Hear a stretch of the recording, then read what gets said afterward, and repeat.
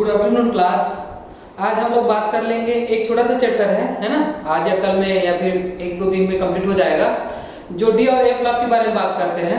ये जो डी और ए ब्लॉक है, यहाँ से क्वेश्चन आपको मिल जाएंगे, दो मिल जाएंगे, है ना। और ये बहुत छोटा चैप्टर है और बहुत ही क्या है, आपके पास ये नंबर देने वाला क्वेश्चन है। इसमें ज़्यादा कुछ सोचना नहीं है आपको। इसमें पढ़ना है टेक्स्ट बुक में एनसीईआरटी बुक, एनसीईआरटी बुक से ही सीधा क्वेश्चन आता है इससे, है ना। तो आज हम लोग बात कर लेंगे डी ब्लॉक की, उसके बाद कल बात कर लेंगे ए ब्लॉक की, ठीक है। इनमें जो जो चीजें क्या बोलते हैं ट्रेंड्स है, उसी से क्वेश्चन है सिर्फ, है ना। तो हमको पर्टिकुलर ये चीज नहीं देखना है कि यहाँ से, और दो आपके पास इंपॉर्टेंट कंपाउंड है K2 से R2O7 और K-4, बस उसका ऑक्सीडाइजिंग एजेंट और रिड्यूसिंग एजेंट देखना है, किसको किसको रिड्यूस करता है, किसको किसको ऑक्सीडाइज करता है, उसी के बारे में बात करना है, ठीक है। तो डी ब्लॉक के बारे में बात करते हैं। तो डी ब्लॉक में आपके पास जो भी एलिमेंट मिलेंगे आपके पास, है ना, वो देख लेते हैं। जैसे कि आपके पास ये डी ब्लॉक है, तो सबसे पहले इनका क्या देखते हैं, आपका कॉन्फ़िगरेशन देखते हैं, है ना। तो कॉन्फ़िगरेशन में क्या है आपके पास, जैसे कि n-1 है, तो इनमें क्या आता है आपके पास डी 1 से लेके कितना आता है 10, और ये क्या आता है आपका ns आता है, ठीक है। ये तो आपके पास कितना रहता है 1 से लेके 2 ये आता है। तो अब आपके पास ये इसके एलिमेंट जैसे कि स्कैंडियम हो गया, टाइटेनियम हो गया, वैनेडियम हो गया, क्रोमियम, मैग्नीज, आयरन हो गया, है ना, कोबाल्ट हो गया, निकल हो गया, और क्या हो गया आपका कॉपर हो गया और जिंक हो गया। अब आपको इसमें क्या देखना है, इसमें ये देखना है कि आपके पास ये जो है आपका 3D और ये क्या होता है आपका 4s। तो 3D में कितने इलेक्ट्रॉन आते हैं, इसमें 1, इसमें 2, इसमें 3, इसमें 4, इसमें 5, इसमें 6, इसमें 7, इसमें 8, इसमें 9 और इसमें कितना होता है आपका 10। अब 4s में देख लेते हैं, यहाँ इस पर कितना आता है 2, इस पर भी 2, इस पर भी 2, इस पर 1, इस पर 2, इस पर 1, इस पर 2, इस पर 2, इस पर 2, और यहाँ पर क्या होता है 1 और यहाँ पर क्या होता है आपका 2। ये किसका है आपका 3D है। सेम वैसे ही क्या होता है आपके पास 4D होता है ना, 4D होता है। तो यहाँ पर क्या आएंगे आपके पास इट्रियम हो गया, वैसे क्या होता है आपका 5D होता है ना। ये जिरकोनियम और क्या होता है आपका हॉफनियम होता है। यहाँ पर क्या होता है आपके पास नवीबियम और क्या होता है आपका टेक्टिनियम रहता है। मनीलेडम और क्या रहता है आपका टंगस्टन रहता है। टेक्टिनियम और क्या रहता है आपके पास रिनेनियम रहता है। फिर क्या होता है आपका रुथेनियम, उसका ओस्मियम रहता है, ठीक है। ये उसके बाद क्या रहता है आपके पास, ये कोबाल्ट है ना, ये RH, और ये क्या रहता है आपका IR रहता है। पैलेडियम रहता है और क्या रहता है आपका प्लैटिनम रहता है। कॉपर और ये क्या रहता है सिल्वर, और ये क्या रहता है आपका गोल्ड। ये जिंक, कैडमियम और क्या रहता है आपका मरकरी, ठीक है। ये एलिमेंट हो गए। अब आपके पास इसमें क्या देखना है, इसमें वही देखना है कि आपके पास ये क्या है आपका 4D के हैं, तो 4D के हैं, तो ये 4D और ये क्या होगा आपके पास 4s और ये 5s, और ये किसके आपका 5D के हैं, और ये क्या है आपके पास 6s। इसमें कुछ एक्सेप्शन जो केस है उसके उसको कॉन्फ़िगरेशन को याद रखना है, ठीक है। एक्सेप्शन केस कहाँ है, ये कॉपर का एक्सेप्शन केस है, और ये क्रोमियम का क्या है आपका एक्सेप्शन केस। जहां पर स्टार लगे हैं वो देख लेना, ठीक।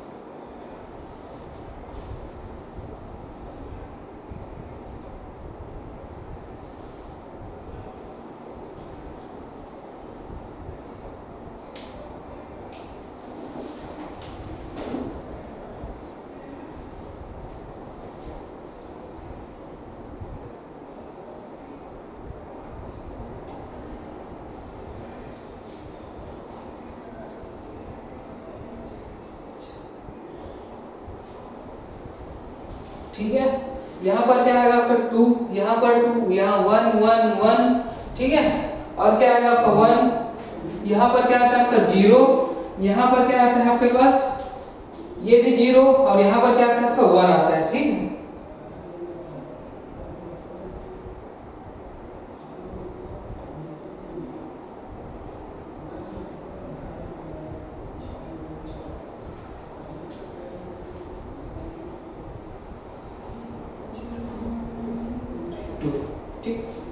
अब आप लोग देख लेते हैं कि ये आपका क्या रहेगा, आपका 5s और ये क्या रहेगा आपका 5d, 4d। ठीक है, तो इसमें कितना है 1, इसमें कितना है आपके पास 2, इसमें कितना आ जाएगा 4। ठीक है, ये 5 6 7, ये आ जाएगा 8, है ना, इसमें 10 आ जाएगा, इसमें 10 आ जाएगा और इसमें कितना आ जाएगा आपका 10।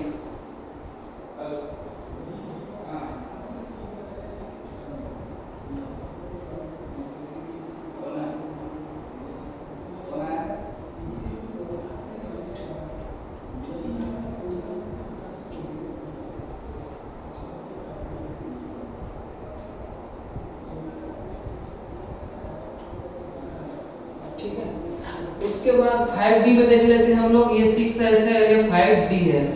1 2 3 4 5 6 7 9 और कितना है आपके पास 10 और ये 10।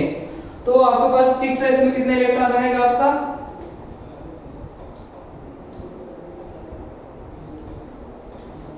ठीक है, तो इन सब में क्या रहेगा 2 2 रहेगा, इन सब में क्या रहेगा आपका 2 2। ठीक है, 2 2, इसमें क्या रहेगा 1, इसमें क्या रहेगा 1 और इसमें क्या रहेगा आपका 2। तो आपको ये सेक्शन केस देखनी है ना, ये पूरा आपको क्या करना है, लिखना है कि आपके पास कौन कौन सा एलिमेंट कहाँ कहाँ का है। ये आपका अलग एलिमेंट का है और ये आपका अलग ऑर्बिटल का है। ठीक है, ये आपका अलग है, ये ऐसा। ठीक है, ये वाला। ठीक है, इनको पूरा एक साथ लिखना है अलग अलग करके। ठीक, ऐसा। तो ये कॉन्फ़िगरेशन याद रहेगा तो इससे रिलेटेड जो जितने भी क्वेश्चन आएंगे सब वो बन जाएगा, है ना। इनको याद करना है, इनको लिखना है। चलिए लिखिए आप लोग।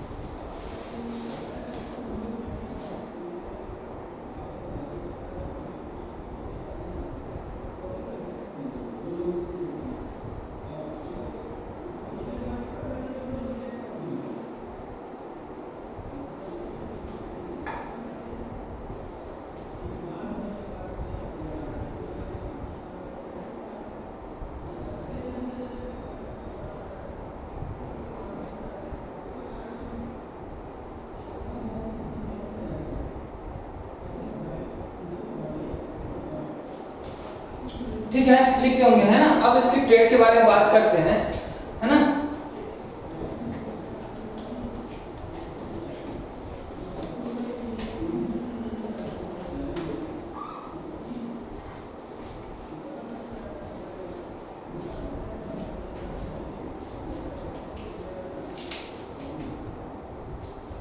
तो हमारे पास पहला ट्रेंड है, आपके पास इसकी जो प्रॉपर्टीज रहेगी उनमें पहला है आपका एटॉमिक रेडियाई, है ना। एटॉमिक रेडियाई मतलब क्या समझते हो कि आपके पास जो साइज होता है ना, साइज हम लोग जानते हैं कि जब लेफ्ट टू कहा जाता है हम लोग राइट जाते हैं तो साइज क्या होता है आपका डिक्रीज। क्यों डिक्रीज होता है? क्योंकि यहाँ पर जेड इफेक्टिव बढ़ता है। क्या बढ़ता है आपका? जेड इफेक्टिव बढ़ता है। जेड इफेक्टिव बढ़ने से आपका प्रोटॉन का अट्रैक्शन जो इलेक्ट्रॉन पर क्या होता है आपका बढ़ जाता है, तो साइज क्या हो जाता है आपका डिक्रीज। साइज क्या हो जाता है आपका डिक्रीज। तो सेम इसमें भी होता है आपके पास कि लेफ्ट राइट जाओगे तो क्या हो जाएगा आपका साइज क्या करता है आपका डिक्रीज करेगा। लेकिन कैसे डिक्रीज करेगा? एक जैसा डिक्रीज नहीं करता है। तो ये क्या हो जाएगा आपका scandium, titanium, vanadium, chromium, manganese तक तो क्या करता है डिक्रीज करेगा। मैग्नीज तक क्या करेगा आपका डिक्रीज। क्यों? यहां से यहां जब हम लोग लेफ्ट टू राइट जाते हैं तो लेफ्ट राइट जैसे जैसे जाएंगे, है ना, लेफ्ट टू राइट जैसे जैसे जाएंगे वैसे वैसे जेड इफेक्टिव बढ़ेगा। और जेड इफेक्टिव बढ़ने से क्या होता जाता है आपका अट्रैक्शन है, आपका प्रोटॉन का जो अट्रैक्शन है वो क्या होता है आपका बढ़ता है। किस पर? आपका इलेक्ट्रॉन पर, है ना। और साइज क्या हो जाता है आपका छोटा। साइज क्या हो जाता है आपका छोटा, है मतलब कम हो जाता है। लेकिन सेम वैसे ही आपके पास यहाँ पर क्या आता है आयरन, कोबाल्ट और निकल, है ना। आयरन, कोबाल्ट और क्या होता है आपका निकिल होता है। आयरन हो गया, कोबाल्ट हो गया और निकिल, ये इनकी जो साइज होती है वो क्या होता है आपका सिमिलर रहता है। क्या होता है इनका साइज आपका सिमिलर रहता है। क्यों? यहाँ पर जो जेड इफेक्टिव है दो प्रकार के फोर्स काम करेंगे, है ना। एक जेड इफेक्टिव और एक क्या होता है आपके पास इलेक्ट्रॉन जो रिपल्सन है वो दोनों काम करते हैं। तो इनकी साइज क्या होती है ना घटती है ना बढ़ती है, जैसा बराबर बना हुआ रहता है। तो यहाँ पर इलेक्ट्रॉन जो रिपल्सन है वो आपके पास काम करेगा और जेड इफेक्टिव ये दोनों क्या होते हैं आपका बराबर हो जाते हैं। कौन कौन सा? इलेक्ट्रॉन रिपल्सन और जेड इफेक्टिव ये दोनों क्या होते हैं आपका बराबर काम करते हैं। तो यहाँ पर साइज क्या हो जाता है सिमिलर। अगेन फिर क्या बढ़ना शुरू हो जाता है आपका फिर बढ़ना शुरू हो जाता है आपका कॉपर और जिंक। ये फिर यहाँ पर क्या होता है इलेक्ट्रॉन रिपल्सन इतना बढ़ जाता है कि जेड इफेक्टिव क्या हो जाता है आपका कम हो जाता है। जेड इफेक्टिव क्या हो जाता है आपका कम। तो साइज क्या हो जाता है आपका बढ़ जाता है। अगर सही इनकी अगर ट्रेंड के बारे में लिखूं तो क्या आएगा आपके पास सबसे ज्यादा जिंक का, फिर किसका रहेगा आपका कॉपर का रहेगा। ठीक है, ये ट्रेंड को ऐसे लिख लेना इसको। अब मुझे डी ब्लॉक के बारे में लिखना है। किस बारे में लिखना है? डी ब्लॉक के बारे में। ठीक है, मेरे पास कितने डी ब्लॉक हैं आपके पास? एक है आपके पास 3D, एक क्या है आपके पास 4D और एक क्या है आपका 5D। तो आपके पास जैसे कि यहाँ पर लूं मैं स्कैंडियम, टाइटेनियम और वैनेडियम, स्कैंडियम, टाइटेनियम और वैनेडियम। ठीक है, इट्रियम हो गया और लैंथेनाइट हो गई। उसके बाद टाइटेनियम, उसके बाद जिरकानियम, उसके बाद क्या होगा आपका हॉफनियम, वैनेडियम और नोबियम और क्या होगा आपका टाइटेनियम। इनमें मेरे को साइज देखना है। तो अगर मैं साइज देखूं डी ब्लॉक में तो सबसे ज्यादा किसका रहेगा 3D का। 4D और 5D क्या होते हैं आपका बराबर होते हैं। 4D और 5D क्या होते हैं आपका बराबर। इसका रीजन क्या है? इसका रीजन ये है कि आपके पास जो यहाँ पास लैंथेनाइट कंट्रक्शन है ड्यू टू यहाँ पास लिख लेना ड्यू टू लैंथेनाइट क्या होता है आपका कंट्रक्शन होता है। क्या होता है आपका लैंथेनाइट का कंट्रक्शन। सो आपके पास पुअर शिल्डिंग इफेक्ट होता है। पुअर क्या होता है आपका शिल्डिंग इफेक्ट। और पुअर शिल्डिंग इफेक्ट की वजह से क्या होता है कि आपका जो आगे वाले जो ऑर्बिटल है 4d और 5s उनके इलेक्ट्रॉन को अपने तेजी से अट्रैक्शन करता है। तो इनकी साइज हो जाती है आपका कम हो जाता है। इतना कम हो जाता है कि 4D और 5D की क्या हो जाता है आपका इक्वल हो जाता है। ठीक है, ये चीज है। अगर इनमें देखा जाए 3D 4D और 5D मतलब इनमें अगर ट्रेंड देखा जाए 3D 4D और 5D में लगाया जाए तो किसका रहेगा आपका स्कैंडियम सबसे कम रहेगा। उसके बाद स्कैंडियम का कम रहेगा और इट्रियम और लैंथेनाइट का क्या रहेगा ज्यादा। क्यों? क्योंकि लैंथेनाइट के बाद ही आने वाले जो एलिमेंट है उस पर क्या काम करेगा आपका यहाँ पर लिख सकते हो नो लैंथेनाइट कंट्रक्शन। ठीक है, इसके बाद आने वाले जो एलिमेंट है उस पर काम करते हैं। अब देख लेना है आपके पास टाइटेनियम कब रहेगा, जिरकोनियम और हॉफनियम दोनों क्या रहेंगे आपको सिमिलर मेटल रहेंगे। तो ट्विंस एलिमेंट या फिर सिमिलर एलिमेंट किसको बोलते हैं, इसी को ट्विंस एलिमेंट बोलते हैं, है ना, इसको ट्विंस एलिमेंट या फिर क्या बोलते हैं इसको बोला जाता है आपका सिमिलर एलिमेंट, है ना। सिमिलर एलिमेंट किसके कारण होगा, मैं बता दिया हूं कि लैंथेनाइट कंट्रैक्शन के कारण होगा। और एक क्या है आपके पास, एक है आपके पास वैलेडियम का भी कम हो रहेगा, नाइट्रोबियम और टाइटेनियम का क्या रहेगा आपका बराबर रहेगा, ठीक है। ये तो इस वाली सीरीज को पूरा लिख लेना है ना, इससे रिलेटेड जितने भी क्वेश्चन आएंगे हम लोग अभी करेंगे, ठीक है। इनको आप लिखिए, इनको, ठीक है, इनको लिखिए।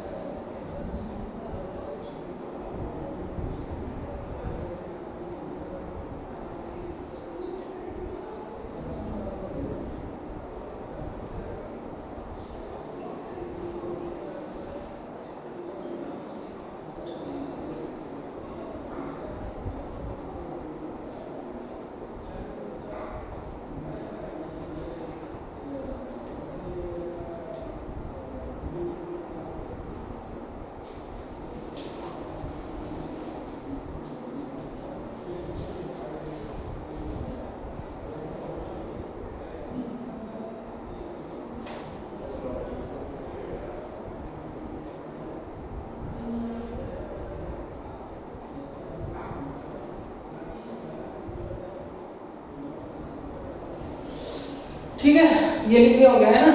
अब हम लोग कुछ इसकी क्वेश्चन देख लेते हैं।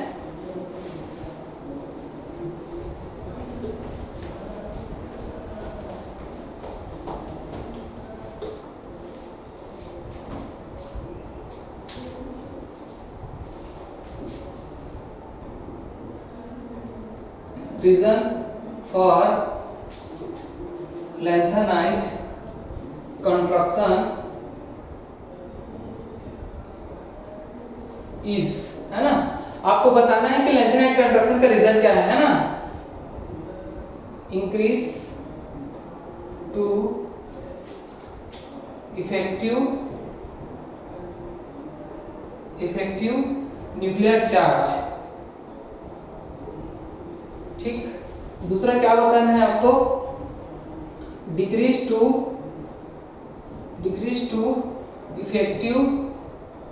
इफेक्टिव न्यूक्लियर चार्ज, ठीक है। थर्ड नंबर क्या बताना है आपको, ये चार्ज है ना, ये क्या है आपका चार्ज है। तीसरा क्या बताना है आपके पास, poor shielding effect, poor shielding effect of f orbital, ठीक है, ये बताना है। चौथा क्या बताना है आपको, up to down increase atomic radii, ठीक है। ये आपको इनमें ये बताना है कि लेंथनेट कंट्रक्शन होने का रीजन क्या है, इनमें से increase to effective nuclear charge, decrease to effective nuclear charge, कि poor shielding effect of f orbital, कि अप टू डाउन इंक्रीज करता है आपके पास क्या चीज आपका, एटॉमिक रेडियाई, ठीक है। तो आप इनको जल्दी से आप इनका आंसर बना लीजिए कि ये क्या आपके पास आंसर होगा, ठीक है। ये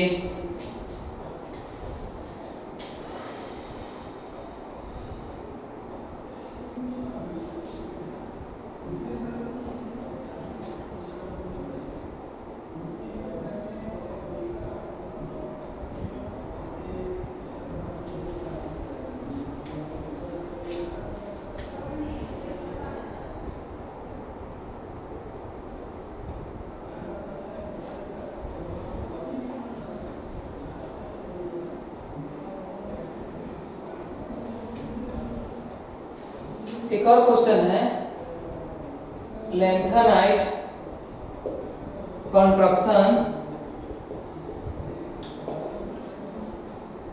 pair of element is nearly same, nearly क्या होगा आपका, सेम।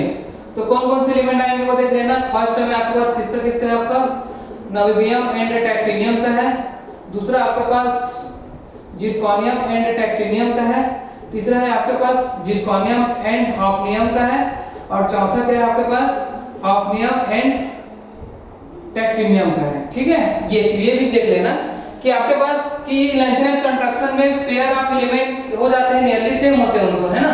तो कौन कौन से होते हैं, क्या नाइट्रोबियम टैक्टिनियम होता है, कि जिरकोनियम और टैक्टिनियम होता है, कि जिरकोनियम और हाफनियम होता है, कि हाफनियम और टैक्टिनियम होता है, ठीक है। तो देखो मैं अभी पढ़ाया कि लैंथनाइट कंट्रक्शन क्या होता है, आपके पास ये पुअर शिल्डिंग इफेक्ट होता है, और अभी बताया हूं कि आपका नियरली सेम कौन कौन सा होता है, आपका 3D और 4D के 5D और 4D के एलिमेंट होते हैं, जिरकोनियम और हाफनियम, ठीक है, ये वाला। अब हम चलते हैं आपका नेक्स्ट में, ठीक है, नेक्स्ट में चलते हैं।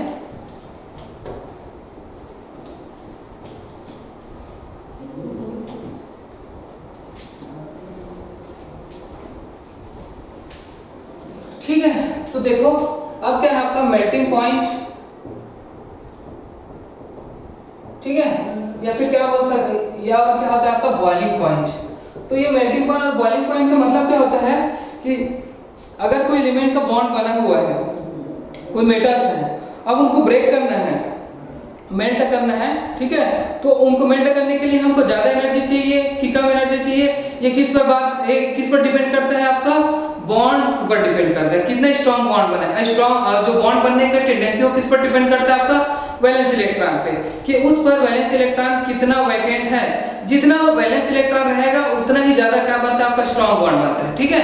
तो इसी चीज को हम लोग डील करेंगे अभी कि आपके पास मेल्टिंग पॉइंट और जो बॉइलिंग पॉइंट है किस पर डिपेंड करता है, आपका डिपेंड्स ऑन वैलेंस इलेक्ट्रॉन, ठीक है, किस पर डिपेंड करता है, आपका वैलेंस इलेक्ट्रॉन पे। तो आपके पास जितने भी वैलेंस इलेक्ट्रॉन रहेंगे आपके पास डिपेंड्स ऑन वैलेंस इलेक्ट्रॉन, है ना, वो किस पर डिपेंड करता है। जैसे कि आपके पास जो मेल्टिंग पॉइंट और बॉइलिंग पॉइंट है, मेल्टिंग पॉइंट प्रोपोर्शनल टू क्या होता है, आपके पास नंबर ऑफ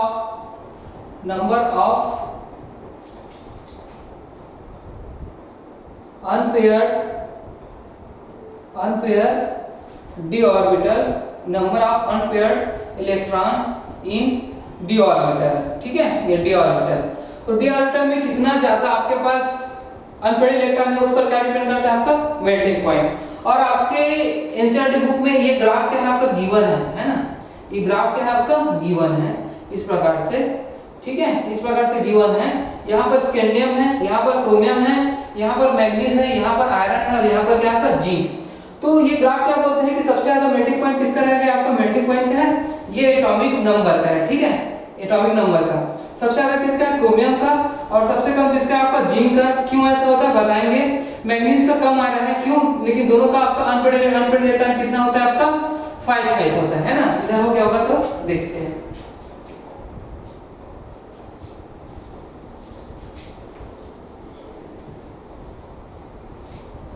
तो जैसे मैं बात करूं, आपका स्कैंडियम हो गया, टाइटेनियम हो गया, वैनेडियम, क्रोमियम, मैग्नीज, है ना, आयरन हो गया, कोबाल्ट हो गया, निकल हो गया, कॉपर हो गया और ये जिंक। तो यहाँ पर अनपेड इलेक्ट्रॉन देखते हैं, क्या देखते हैं? आपका अनपेड इलेक्ट्रॉन यहाँ पर कितना रहेगा? 1, यहाँ पर 2, यहाँ पर 3, यहाँ पर 5, यहाँ पर भी 5, यहाँ पर 4, यहाँ पर 3, यहाँ पर 2, यहाँ पर 0 और यहाँ पर क्या रहेगा? 0। तो देख रहे हो कि अनपेड इलेक्ट्रॉन देखो पहले बढ़ रहा है, फिर क्या कर रहा है? डिक्रीज। तो वैसे ही मेल्टिंग पॉइंट जो रहता है, मेल्टिंग पॉइंट क्या रहता है आपका? फर्स्ट क्या होता है आपका? First arise to maximum. First क्या होता है आपके पास? मैक्सिमम की ओर क्या होता है आपका? बढ़ता है। मतलब फर्स्ट क्या होगा आपका? इंक्रीज होगा। पहले क्या होगा आपका? इंक्रीज। देन क्या होता है आपके पास? डिक्रीज होगा। देन क्या होगा आपका? डिक्रीज होगा। क्यों? क्योंकि देखो फर्स्ट क्या हो रहा है आपका? अनपेड इलेक्ट्रॉन बढ़ रहा है। अनपेड इलेक्ट्रॉन क्या हो रहा है? बढ़ रहा है। उसके बाद अनपेड इलेक्ट्रॉन क्या हो रहा है आपका? कम। और जहां पर भी अनपेड इलेक्ट्रॉन कम रहेगा उसकी मेल्टिंग पॉइंट क्या रहेगी आपका? कम। मतलब वहां पर बॉन्ड क्या रहेगा आपके पास? वीक रहेगा, ठीक है। तो यहाँ पर ये लिख सकते हो कि फर्स्ट क्या होता है आपके पास? अनपेड इलेक्ट्रॉन क्या हो रहा है आपका? अनपेड इलेक्ट्रॉन क्या हो रहा है आपका? इंक्रीज हो रहा है। तो मेल्टिंग पॉइंट भी क्या होगा आपका? इंक्रीज होगा। फिर क्या होगा आपके पास कि अनपेड इलेक्ट्रॉन क्या हो रहा है आपका? कम हो रहा है ना। अनपेड इलेक्ट्रॉन क्या हो रहा है आपका? डिक्रीज। तो देन मेल्टिंग पॉइंट क्या होगा आपके पास? कम होगा, ठीक है। क्यों? क्योंकि अनपेड इलेक्ट्रॉन कम होने से बॉन्ड क्या जाता है आपका? वीक हो जाता है, ठीक है, ऐसा। तो सबसे ज्यादा किसका रहेगा? सबसे ज्यादा किसका रहेगा आपका? सबसे ज्यादा किसका रहेगा आपका? क्रोमियम का रहेगा। उससे पहले देख लेते हैं।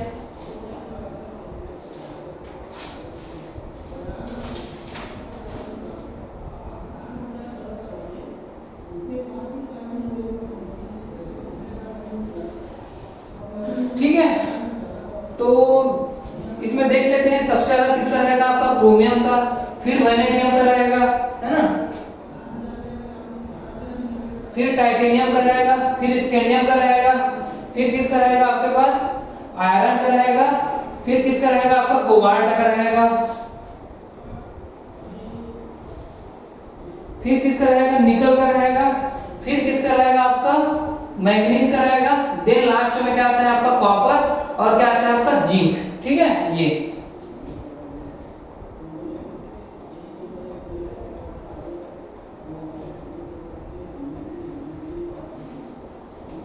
तो ये मेल्टिंग पॉइंट का क्या है आपका? ऑर्डर होता है। क्या होता है आपका? ऑर्डर। मैग्नीज का इतना क्यों है ये देख लेते हैं। मैग्नीज का क्योंकि जो मैग्नीज रहता है ना, उनके जो डी ऑर्बिटल के इलेक्ट्रॉन होते हैं, डी ऑर्बिटल क्या होते हैं आपका? इलेक्ट्रॉन। ये क्या करते हैं? डीलोकलाइजेशन में क्या करते हैं आपका?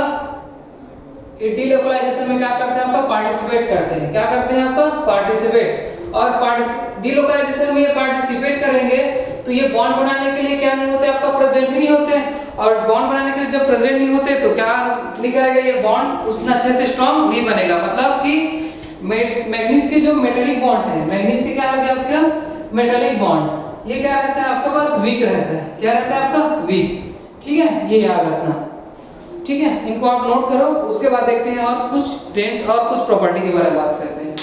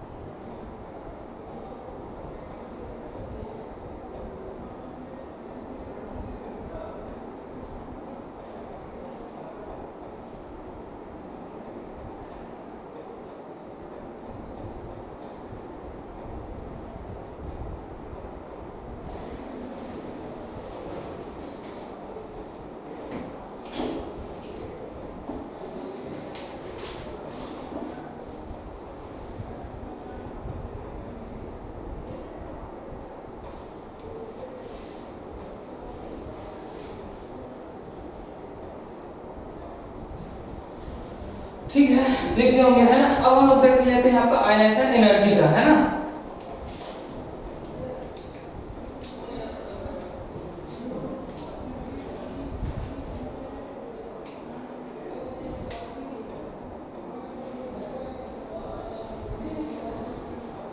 ठीक है, अब लोग हम क्या देख लेते हैं, आप आयनाइजेशन एनर्जी, आयोनाइजेशन, ठीक है, एनर्जी के बारे में बात कर लेते हैं।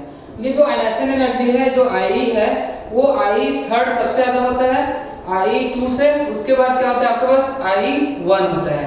मतलब आयनाइजेशन एनर्जी वो एनर्जी है जो इलेक्ट्रॉन को निकालने के लिए, वैलेंस इलेक्ट्रॉन को निकालने के लिए क्या रहता है आपका, जरूरत रहता है। ठीक है, तो देख लेते हैं। तो आपके पास जो 3D में आपके पास जो 3D हो गया, 4D हो गया और जो 5D है, तो 5D का क्या रहेगा ज्यादा, 4D का क्या रहेगा उसके बाद कम। क्यों, यहाँ पर आ जाता है आपके पास लेंथेनाइट कंट्रक्शन। क्या आ जाता है आपका, लेंथेनाइट कंट्रक्शन आ जाता है ना। क्या आ जाता है आपका पास, लेंथेनाइट कंट्रक्शन। तो लेंथेनाइट कंट्रक्शन क्या होगा आपका, पुअर शील्डिंग इफेक्ट। पुअर क्या होगा आपका, शील्डिंग इफेक्ट हो जाता है ना। पुअर क्या हो जाता है आपका, शील्डिंग इफेक्ट हो जाता है। सबसे अच्छा शील्डिंग किसका रहता है आपका, सबसे अच्छा शील्डिंग S का, फिर P का, फिर किसका रहता है D का, फिर किसका रहता है आपका F का। ठीक है, ऐसा। तो पुअर आयनाइजेशन एनर्जी अब किसके किसके बारे में कंपेयर करना है हमको। अब मान लो जाए कम, जैसे कि जिंक, कैडमियम और मरकरी, ये दिया है ना, जिंक, कैडमियम और क्या दिया आपका, मरकरी। इनमें अगर हम लोग कंपेयर करेंगे तो सबसे ज्यादा किसका रहेगा आपका, मरकरी, कैडमियम और फिर किसका रहेगा आपका, जिंक का। ठीक है, सेम ऐसे ही हमको कंपेयर करना है।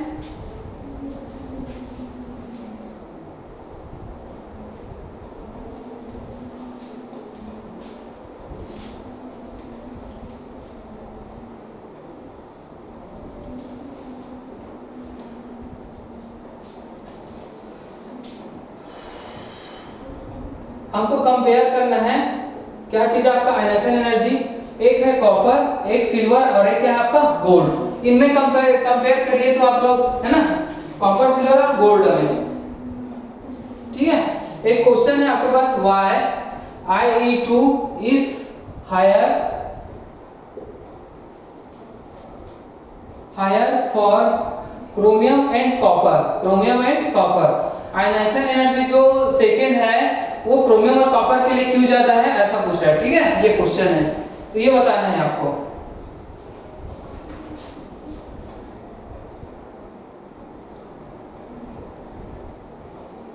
और क्या बताना है आपको, थर्ड जो आयनाइजेशन एनर्जी है वो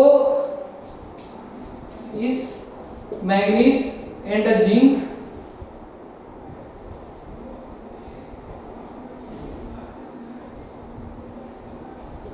इज वेरी हाई। तो जो थर्ड आयनाइजेशन एनर्जी है आपका किसका किसका, मैग्नीज और जिंक का, वो वेरी हाई क्यों होता है वो बताना है। ठीक है, वेरी हाई। ठीक, ये एक और क्वेश्चन लिख लेते हैं।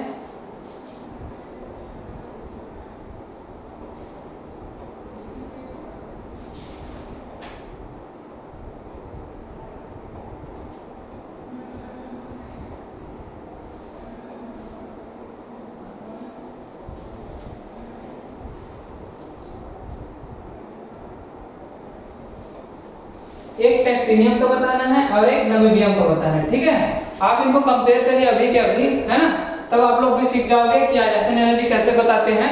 ठीक है, इनको आप लोग क्या करिए, कंपेयर करिए।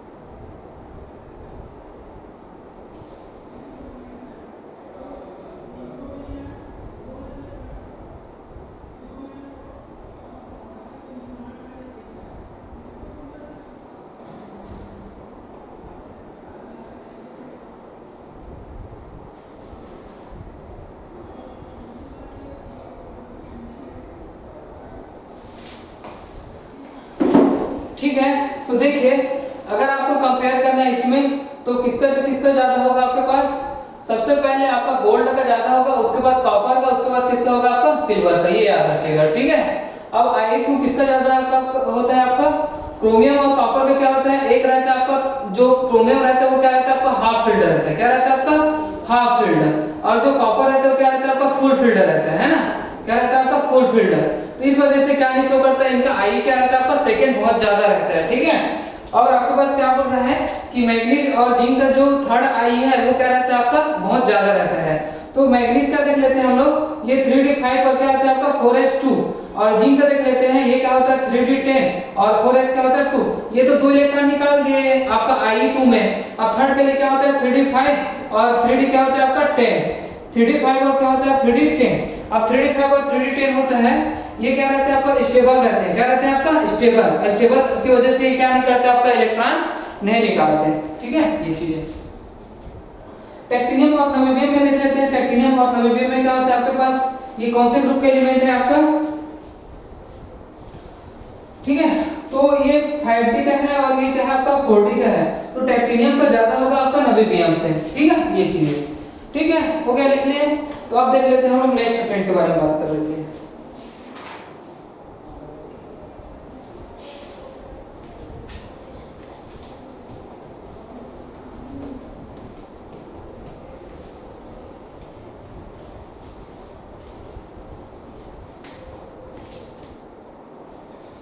ठीक है, अब हमारा नेक्स्ट ट्रेंड है आपका वेरिएबल ऑक्सीडेशन स्टेट।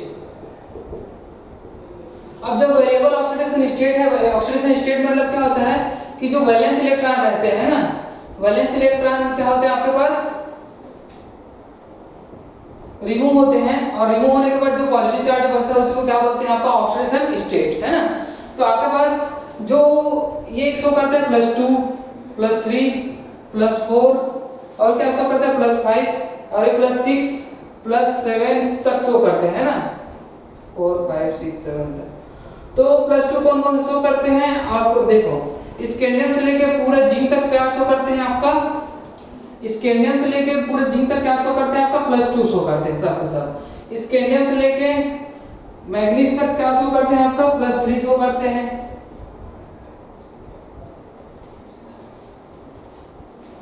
ये टाइटेनियम से जिंक आएगा, ये वाला टाइटेनियम से क्या आएगा आपका जिंक, ठीक है।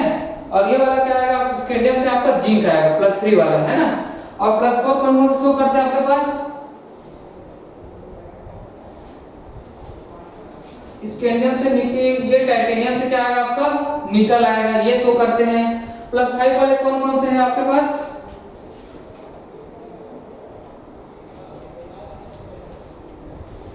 ये आएगा वैनेडियम और क्या आएगा आपका मैग्नीज, ये क्रोमियम और क्या आएगा आपका मैग्नीज, ये क्या आएगा आपका मैग्नीज।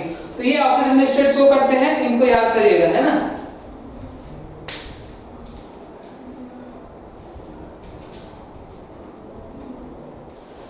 ठीक है, और कुछ ऑक्सीडेशन स्टेट होते हैं जैसे एक्वस सॉल्यूशन पे, एक्वस क्या आता है आपका सॉल्यूशन में कॉपर क्या करता है आपके पास, ये 2+ शो करता है कॉपर प्लस से, ठीक है। वैसे सेम क्या क्या होता है आपके पास, आयरन जो रहता है वो 3+ और क्या शो करता है आपके पास, आयरन जो रहता है वो 2+। तो इसमें जो आयरन जो 3+ है वो ज्यादा स्टेबल होता है कंपेयर आपका आयरन 2+ से।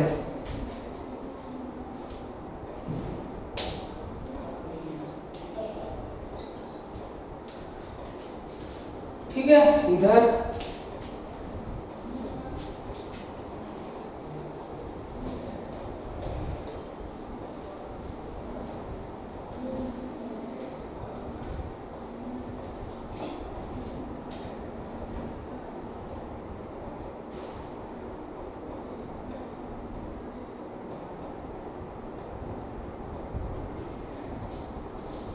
और आपके बाद जो Cr2+ है वो Cr3+ ज्यादा क्या होता है आपका स्टेबल होता है ना। और मैं देख लेते हैं आपके पास जो स्कैंडियम 2+ है वो स्कैंडियम 3+, स्कैंडियम जो 3+ वो ज्यादा स्टेबल होता है। और देख लेते हैं आपके पास जो कॉपर+ है और आपके पास कॉपर 2+ है ना, कॉपर क्या है 2+, ये ज्यादा स्टेबल होता है। क्यों, ये 3d9 होगा और ये क्या होगा आपके पास 3D10 होगा, ठीक है।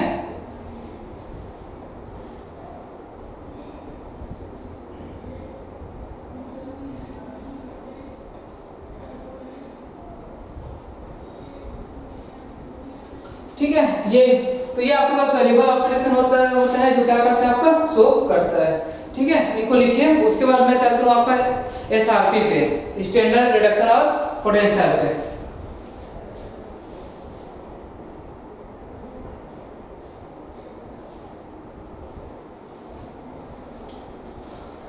जैसे कि अगर ए ब्लॉक एलिमेंट की बात की जाए, ए ब्लॉक एलिमेंट इसकी कॉमन जो ऑक्सीडेशन स्टेट होती है, कॉमन ऑक्सीडेशन स्टेट वो कितना होता है आपका +3 होता है। कितना होता है आपका +3, ठीक है। और इसमें लिख लें आपका higher oxidation state in D block. तो सबसे ज्यादा किसका रहता है आपका रुथेनियम और ऑस्मियम का। किसका रहता है रुथेनियम एंड ऑस्मियम का, है ना। रुथेनियम और किसका रहता है आपका ऑस्मियम का। तो ये कितना होता है आपका +8 होता है। कितना होता है आपका +8, ठीक है। इनको लिखिए।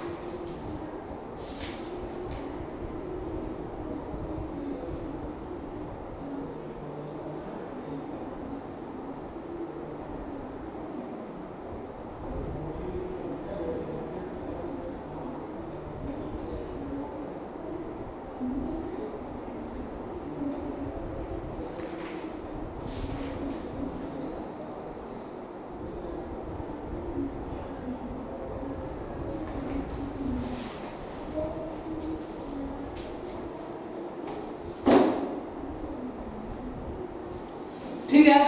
अब इस ऑक्सीडेशन स्टेट के बाद हम लोग देख लेते हैं छोटा सा आपका एसआरपी है ना। स्टैंडर्ड रिडक्शन क्या होता है आपका पोटेंशियल होता है।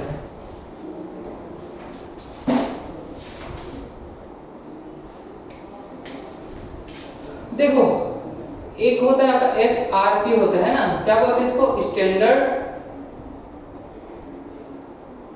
रिडक्शन, है ना। स्टैंडर्ड क्या होता है आपको रिडक्शन और क्या होता है आपका पोटेंशियल होता है ना। क्या होता है आपका पोटेंशियल होता है।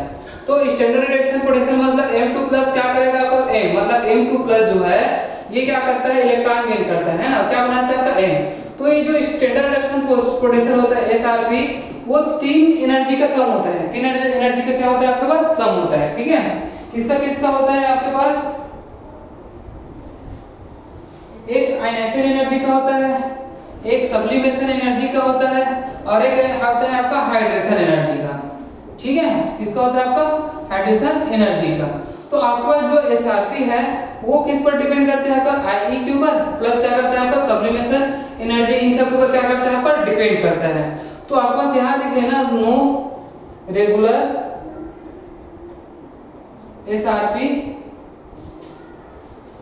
इन डी ब्लॉक, ठीक है। तो एसआरपी क्या नहीं होता रेगुलर नहीं होता, वो डिपेंड करता है, ठीक है। ये इन तीनों के ऊपर क्या करता है वो डिपेंड करता है।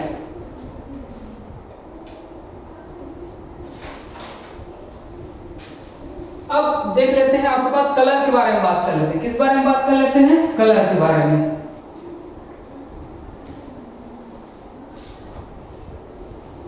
देखो कलर ऑफ कंपाउंड के बारे में बात कर लेते हैं। कलर ऑफ कंपाउंड, तो कलर का रीजन क्या होता है आपका डी ब्लॉक में, कलर का रीजन होता है आपका डीडी ट्रांजिशन होता है। क्या होता है आपका डीडी ट्रांजिशन, है ना। कलर का रीजन क्या होता है आपका डीडी ट्रांजिशन होता है, डीडी ट्रांजिशन बोल सकते हैं, है ना। डीडी क्या होता है आपका ट्रांजिशन। अब ये डीडी ट्रांजिशन क्या है, हम लोग जानते हैं कि डी ब्लॉक में क्या होता है आपके पास अनपेयर्ड इलेक्ट्रॉन रहते हैं। क्या रहते हैं आपका? Unpaired electron. ये अनपेयर्ड इलेक्ट्रॉन क्या करते हैं आपके पास? ये जो d ऑर्बिटल है वो क्या होता है आपके पास? दो भाग में टूट जाता है ना, एक को बोलते हैं Eg, एक को बोलते हैं क्या बोलते हैं T2G। तो यहां से यहां इलेक्ट्रॉन क्या करते रहते हैं आपका? ट्रांजिशन करते रहता है, ठीक है। तो आपके पास जो ये जो d ब्लॉक है इसमें जो एनर्जी है वो क्या है आपकी इक्वल है ना, इसको d जनरेट बोलते हैं। क्या बोलते हैं इसको? d generate. और इस वाले क्या बोलते हैं आपके पास? इसको बोलते हैं T2G और इसको क्या बोलते हैं Eg, ठीक है। अगर मान लो इसमें अगर इलेक्ट्रॉन है, क्या है आपका? इलेक्ट्रॉन, ये इलेक्ट्रॉन यहाँ है, अगर आप इनको एनर्जी दोगे, क्या दोगे? एनर्जी, तो ये क्या कर जाता है आपका? एक्साइट। क्या कर जाता है आपका? एक्साइट। जब एक्साइट करेगा तो ये कहां चला जाएगा आपके पास? हायर एक्साइटेड स्टेट में, है ना। वापस से जब आएगा तो ये क्या करते हैं आपका? वेवलेंथ के फॉर्म में एनर्जी रिलीज करते हैं। क्या रिलीज करता है? यही क्या दिखाते हैं आपको? कलर। यही क्या दिखाते हैं आपको? कलर। तो आपको एक ये याद रख लेना है कि कौन कौन सा कलर कब दिखाएगा, ठीक है। जैसे कि violet, blue, green, yellow, orange और ये रेड। अगर मान लो जाए कोई कंपाउंड आपका वायलेट कलर क्या कर रहा है आपका? एब्जॉर्ब कर रहा है। वायलेट कलर क्या कर रहा है? वो एब्जॉर्ब। तो कौन सा कलर दिखाएगा? वो येलो कलर दिखाएगा। कौन सा कलर दिखाएगा? येलो। अगर कोई मान लो जाए ब्लू कलर क्या कर रहा है आपका? एब्जॉर्ब कर रहा है, तो कौन सा कलर दिखाएगा? वो आपका ऑरेंज कलर। कौन सा कलर दिखाएगा? ऑरेंज, ठीक है। अगर वो रेड कलर एब्जॉर्ब कर रहा है तो कौन सा कलर दिखाएगा? वो ग्रीन कलर। ये याद रखना। मतलब चाहे जो भी हो, जो भी कंपाउंड हो, अगर वो कंपाउंड रेड कलर एब्जॉर्ब करेगा तो ग्रीन दिखाई देगा, ग्रीन एब्जॉर्ब करेगा तो रेड। तो ये क्या होता है आपका? अपोजिट होता है। क्या होता है आपका? अपोजिट, ठीक है। तो आपके पास ऐसा आपको कलर कंपाउंड आपको देखना है, ठीक है। उधर और लिख देता हूं मैं आपका।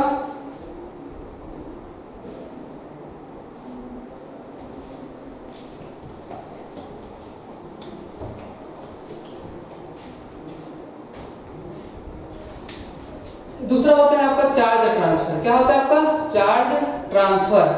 चार्ज ट्रांसफर किसमें किसमें होगा आपका? लिगेंड, लिगेंड टू क्या होता है आपका? मेटल होता है। लिगेंड टू क्या होता है आपका? मेटल। मतलब क्या होगा आपका? K2Cr2O7 में मिलेगा, KMnO4 में मिलेगा, ठीक है। इनमें क्या होता है? लिगेंड से मेटल में क्या होता है आपका? चार्ज ट्रांसफर होता है ना। लिगेंड टू मेटल में क्या होता है? चार्ज ट्रांसफर होता है। उसके कारण क्या दिखाई देते हैं? इसमें कलर शो होता है। क्या शो करता है आपका? कलर, ठीक है। ये याद रखना,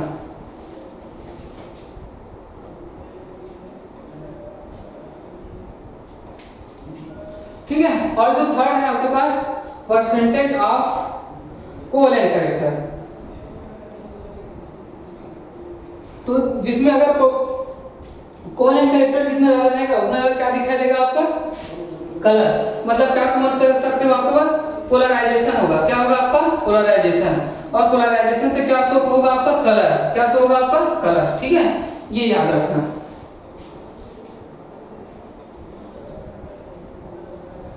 ठीक है।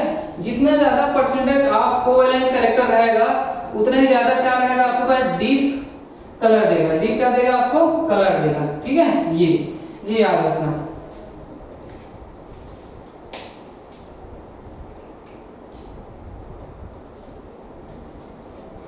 ठीक है।